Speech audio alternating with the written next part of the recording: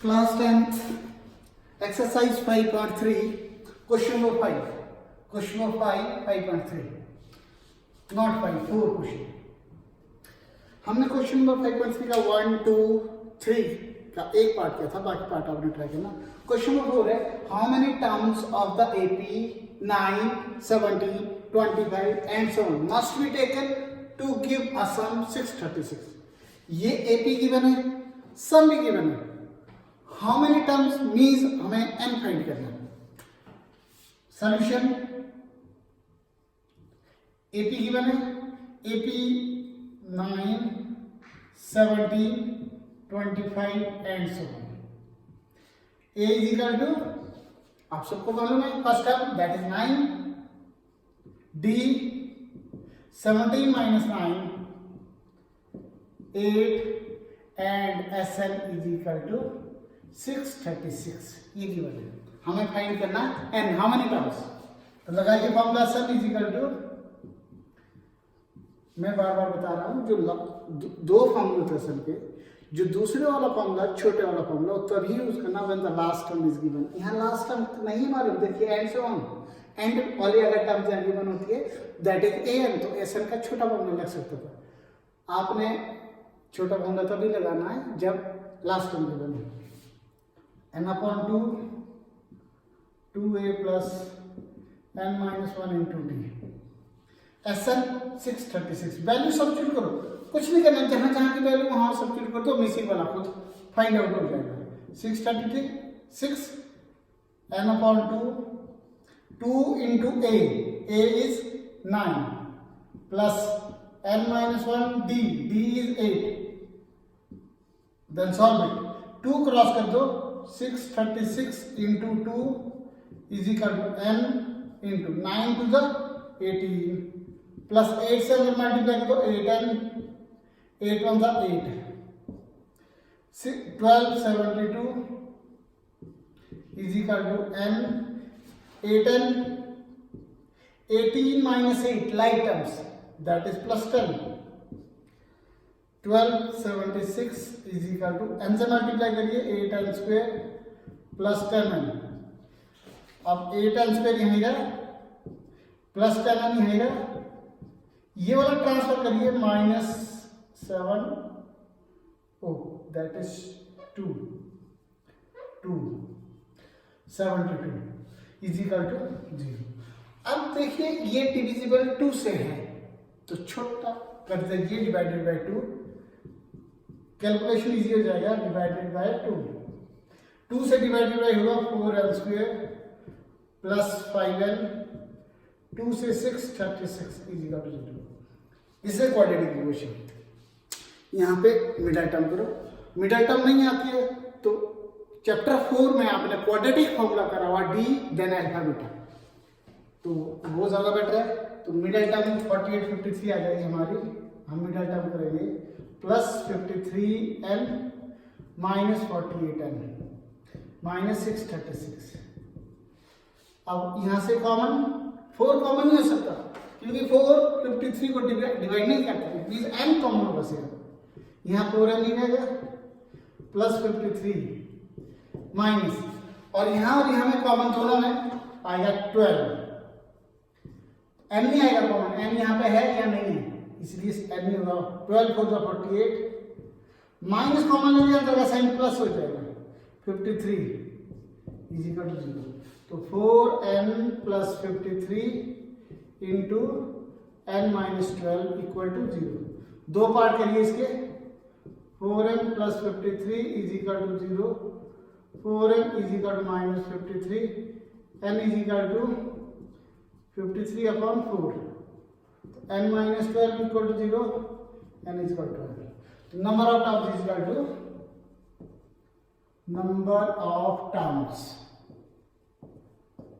Is equal to 12. Fraction वाला negative वाला लेंगे ना, एंड ढूंढना था हाउ मेनी टर्म्स हमारे पास आ गए. देन क्वेश्चन नंबर 5 6 7 8 9 10 एक जैसे ये सम. अब आपको सिर्फ अगर 10 पार्ट क्वेश्चन नंबर 3 के सारे आपने ढंग से कर लिए तो आगे वाले तो आराम से आ जाएगा. देखिए question number 5 exercise 5.3 Question 5 is the first term of an AP is 5. First term is A is equal to 5. And last term is 45. Last term is L. Last term is AN. That is 45. And sum is 400. SN is equal to 400. Then find number of terms. Find N and common difference D. ये find करना question है. ये question है कि statement सम है, statement में given है the first term of an AP is 5, last term is 45, sum of these term is 400, find the number of terms and common difference. तो फर्स्ट टर्म थी that is A is 5, last term is AN that is 45, sum is 400. We have to find out N and D. अब यहाँ पे confusion ये है कि हम AN भी गिवन है या SN भी गिवन है, कौन सा फॉर्मूला लगाए. आपने कंफ्यूजन रखना ही नहीं है, ऐसे रखें AN is equal to 45, SN is equal to 400. ये आगे ना. अब हम क्या दोनों जगह अब ये कंफ्यूजन आता है, जरूर आता है यहाँ पे कि हम AN का फॉर्मूला लगाएं या SN का लगाएं, क्योंकि SN भी मालूम है, AN भी गिवन है, तो AN का भी लगा सकते हैं. तो हम लगा के देखते हैं. यहाँ लगा के देखो, जो लगता है लगा दो, कोई फर्क नहीं पड़ता इसमें. सब में लगा दो इज इक्वल टू 45.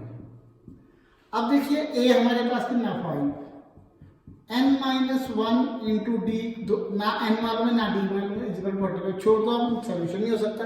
क्यों नहीं हो सकता? ना n पता ना d पता. यहाँ नहीं कर सकते हम आगे. अब SN का छोटा फॉर्मूला लगाएंगे क्योंकि लास्ट टर्म गिवन है. तो SN is equal to n/2 A plus AN. अब SN कितना है 400, n/2 A is 5, AN is 45. अब देखिए सॉल्व करिए, क्रॉस 2 से क्रॉस हो जाएगा. ये 400 into 2 is equal to n into 5 plus 45 50. तो n is equal to 400 into 2 upon 5. 5 8 160. 50 50 0 0 16. n is equal to 16. ये आया n. n निकल गया. d भी ढूंढना. d अब यहां से निकल गया. अब n की वैल्यू यहां से यहां लगाओ. 5 प्लस n 16. n की जगह 16 minus 1 d is equal to 45. This minus this 15d. 45 ये 5 शिफ्ट कर दो minus 5. 15d is equal to 50. d is equal to 50 upon 15. 5 से 5 10 5 3 10 upon 3 that is 40. Sorry, 40 then 8 upon 3. 8 upon 3.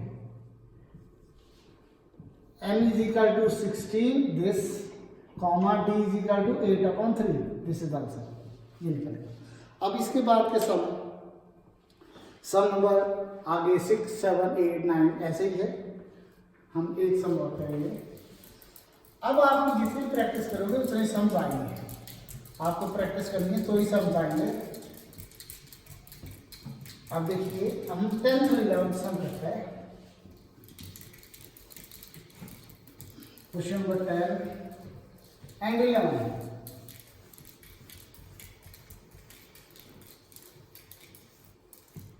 Question number 10, 5.3 and question number 11, 5.3. दोनों में difference है. देखिए इसका 10th का first part. nth term of an AP is 3 plus 4n. Sum of n terms of an AP is equal to 4n minus n square. ये given है 4n minus n square. अब इस question में क्या है? दोनों में फर्क है. यहाँ भी n यहाँ भी है. दोनों में जब भी हम nth टर्म की बनो सम ऑफ n टर्म्स गिवन हो, जब भी सिर्फ n ना क्वेश्चन है, that is the nth term, nth term means a। अगर कई बार आइडेंटिफाई ना गिवन हो, सम ना गिवन हो, इस फॉर्म में गिवन हो, ऐसा ना लिखा हो, सम ना लिखा हो, जब भी n के साथ स्क्वायर हो, दैट इज ऑलवेज Sn। अगर सिंपल m है, दैट इज nth टर्म। अगर स्क्वायर n के साथ, that is sum of n term. दोनों का क्या है, दोनों से AP कैसे फाइंड करते हैं, आगे उसमें क्वेश्चन में क्या लिखा है, क्या फाइंड करना है, वो हर क्वेश्चन में डिफरेंट आएगा। बट मेन इंपॉर्टेंट पॉइंट हमारे पास क्या है कि अगर हम nth टर्म की माना है, सम ऑफ n टर्म की माना, how we find out the AP, this is very important point. AP find करने के लिए दोनों केसेस में क्या है, सेम स्टार्टिंग है। सेम स्टार्टिंग क्या है, हम यहाँ पे n is equal to value 1 2 3 ये वैल्यू डालेंगे, AP की टर्म्स आएगी। यहाँ भी n is equal to same डालेंगे, 1 2 3 एंड सो। जब हम सिंपल, जब n हो, n स्क्वायर ना हो, अगर 1 2 3 n डाल दिया, डायरेक्टली AP आएगी। अगर स्क्वायर है, डालना तो 1 2 3 है, पर डायरेक्टली AP नहीं है। जो टर्म आएगी उसको AP में कन्वर्ट करना है, यहाँ पे, यहाँ नहीं करना, यहाँ डायरेक्ट AP आएगी, यहाँ पे कन्वर्ट करना। कैसे करना देखिए, पहले यहाँ करते हैं, डालिए 1, तो 1 is equal to 3 plus 4 into 1 is equal to 3 plus 4 is equal to 7। अब 1 डाल के 2 डालिए, A2 is equal to 3 plus 4 into 1 के बाद 2, 3 plus 4 to the 8 is equal to 11। अब 3 डालो, A3 is equal to 3 plus 4 into 3 plus 12 is equal to 15। AP is 7 11 15, ये dash लगा दो, यहाँ डायरेक्टली AP आ गया, ये AP। इसके बाद जो भी वो पूछता है, अब आसान हो गया। अब जो कुछ भी उसने फाइंड करने के लिए कहा है वो निकल जाएगा। हमें AP जरूरी चाहिए, AP यहाँ से आ गई। जब AP आ गई, हमारे पास A is 7, D is 11 minus 7 4। अब आपको टर्म्स पूछी है, सम पूछा है, वो अब बहुत आसान हो गया निकालने के लिए। यहाँ पे यहाँ पे डालेंगे तो वही है 1 डाल दिया, 4 into 1 minus 1 square is equal to 4 on the 4 minus 1 is equal to 3। अब S2 is equal to 4 into 2 minus 2 square is equal to 8 minus 4 is equal to 4। अब पहले ये डाला 3 डालेंगे, S3 is equal to 4 into 3 minus 3 square is equal to 12 minus 9 is equal to 3। जो ये term था, ये 3 4 3 एंड 2, नॉट इन AP। देखो साफ पता चल रहा है, 3 4 3 AP में नहीं। AP कन्वर्ट कैसे करने की होती है इसमें, तो AP is S1 comma S2 minus S1 comma S3 minus S2 and sum, ये AP आ गई। ये AP से ढूंढते हैं। S1 कितना है 3, ये आ गया 3, S2 4 minus S1 3 comma S3 3 minus S2 4 and so. तो ये आ गया 3 4 माइनस 3 1 3 माइनस 4 माइनस 1, ये AP आ गया। इसके बाद का सम बहुत आसान है, यहाँ भी इसके बाद अब जो भी फाइंड करेंगे हम निकालेंगे। क्वेश्चन नंबर 10 है। 10 में क्या nth टर्म गिवन थी, AP ढूंढ ली, 1 2 3 डाल के डायरेक्टली AP आ गया। यहाँ n स्क्वायर था, n स्क्वायर में दैट इज Sn। हमेशा जब भी स्क्वायर में हो, n की फॉर्म में AP में क्वेश्चन, तो ऑलवेज वो सम होता है। यहाँ पे हमने 1 2 3 डाल दिया, जो टर्म्स आई उसको AP में कन्वर्ट करने के लिए याद रखना S1 comma S2 minus S1 comma S3 minus S2, value डाल दी, AP आ गई। अब इस क्वेश्चन में कहता है फाइंड द सम, नीचे लिखा है find the sum of first 15 terms. Sum of first 15 terms, sum of first 15 terms लगाइए। Sum S15 n upon 2 2a plus n minus 1 into d, लगाइए n 15 upon 2 2a, what is a 7 plus n 15 minus 1 d, what is d, d है 11 minus 7 4, तो 15 upon 2 14 plus this minus this आ गया 14 into 4, 15 upon 2 into 14 plus 56, ये 15 into 2 upon 2 into 70, cut करिए 35, तो 5 15 75 5 45 52 5 15 72, ये 525 is the sum. Second part is same है and 1 2 3 डाल के फिर लो, then find the sum of first 15 terms. इसमें क्या है क्वेश्चन ले जाओ ना ये, then what is the first term? First term, तो फर्स्ट टर्म बताइए क्या होती है first term? First term is equal to 3, पहला पार्ट। अब और क्या है, what is the sum of first two terms? Sum of first two terms, भाई फॉर्मूला लगाने की जरूरत नहीं, पहले दो टर्म्स ये इनका सम कितना होगा 3 + 1 कितना होगा 4, फॉर्मूला लगाने की जरूरत नहीं है, फॉर्मूला लगाओगे तो ये जाएगा। नेक्स्ट है what is the second term? Second term is equal to 1, then what is the third term? Third term is equal to -1, and tenth term बताइए इक्वेशन क्या आती है? पिछले चैप्टर में हम किया था, टेंथ टर्म की इक्वेशन क्या है? a + 9d, 9d, what is a? 3 plus 9 into what is d? 1 minus 3 minus 2, 3 minus 18 is equal to -15. Then what is the nth term? आप ढूंढिए what is the nth term? देखो nth term ढूंढनी है हमें, nth term ये दिमाग में रखना, बहुत सारे बच्चे हम मिस्टेक करते हैं। nth टर्म का मतलब n रहेगा, n की वैल्यू नहीं डाल तभी वो nth टर्म बनेगी, जब n होगा तो nth टर्म होगी, जब n नहीं होगा nth टर्म नहीं होगी, ये बड़ा इंपॉर्टेंट पॉइंट है। nth टर्म का मतलब n ही रहेगा, that's this is nth term, an = a plus n minus 1 into d, डालिए a, what is a from the 83 plus n minus 1 into d, d की डालिए -2, ये निकाला यहाँ 1 - 3 -2, 3 multiplied by -2n minus plus 2, 3 + 2 5 - 2n, this is answer. ये question 11 complete हो गया।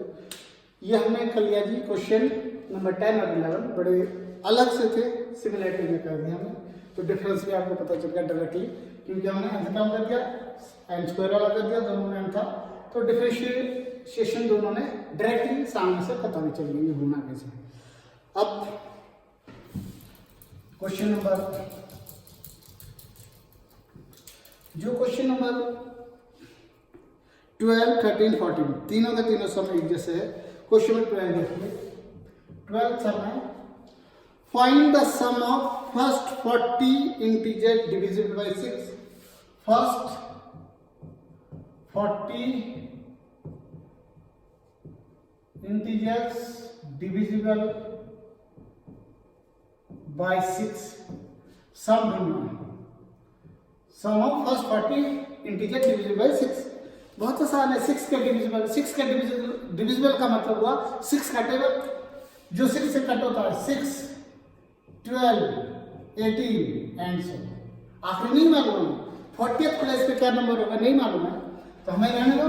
a जी का कितना हो गया 6, d कितना हो गया 12 - 6 दैट इज 6, एंड n कितना हो गया 40 है, नंबर कितना 40 है, ढूंढो SN is equal to n/2 2a plus n minus 1 into d, n कितना 40/2, 2 into a 6, n minus 1 40 minus 1 d 6, cut करिए 20 into 12 plus 39 into 6, 40 minus 1, 39 into 6. So 20, 12 plus multiply कीजिए 54, 5, 18 और 5, 23. 12 into 6, 4, 2. मल्टीप्लाई करिए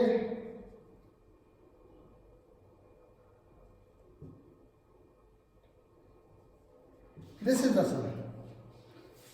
और जो सम नंबर 13 है वो करना है मल्टीपल ऑफ 8 के 15 है। तो 18 डिविजिबल ऑफ 8 का मतलब 8, 16, 24 एंड 15 है। Question number